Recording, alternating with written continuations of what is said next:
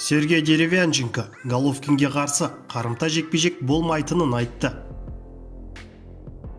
Костя Дзю, менің ұлым Головкинмен жекпе-жек өткізуге дайын емес.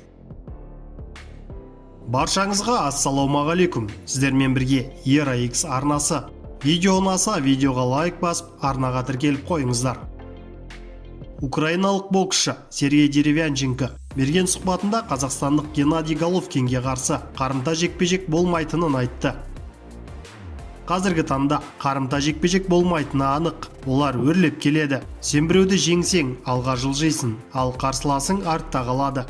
Жеңілген қарсыласыңмен қайта жұдырықтасудың мәні неде, дейді боксшы.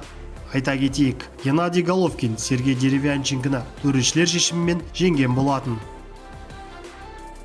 Бірінші жартылай орта салмақта әлемнің бұрынғы абсолют чемпионы Костя Дзю өзінің ұлы Тимнің орта дивизионда IBF және IBO чемпионы қазақстандық Геннадий Головкинмен жекпе-жекке шығу мүмкіндігі туралы ойын айтты.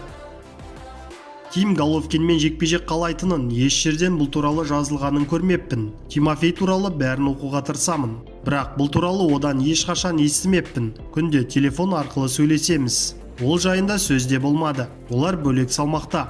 Гена мықты боксшы. Тима Генамен шығуға дайын емес. Әзірге дайын емес. Чарлуға қарсы әлі екі жекпе-жекке қажет. Кастаньода жақсы боксшы.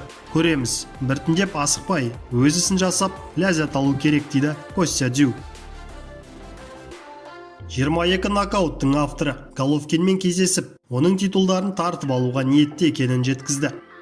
Олар 2016 жылы кездесу өткізуі де мүмкін еді.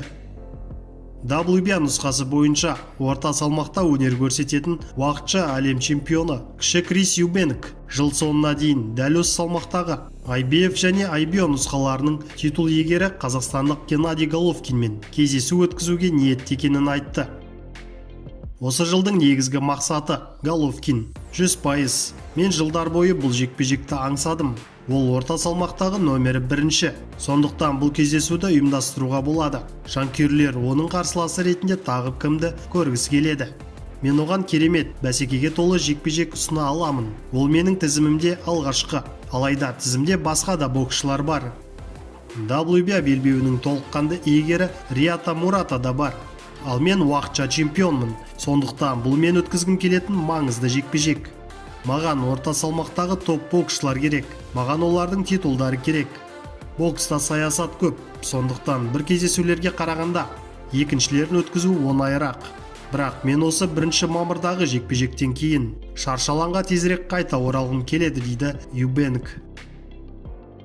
Айтып өтейік, Юбенк пен Головкин арасындағы кездесу 2016 жылы өту керек болған. Алайда ол уақытта британдықтың командасы келісімшартқа қол қоюды созып жібергендіктен Головкинге қарсы шаршы алаңға Келл Брук шыққан еді. Кездесу 5 раундта Головкиннің жеңісімен аяқталған болатын. Сіздермен бірге болған ERA-X арнасы. Келесі кездескенше.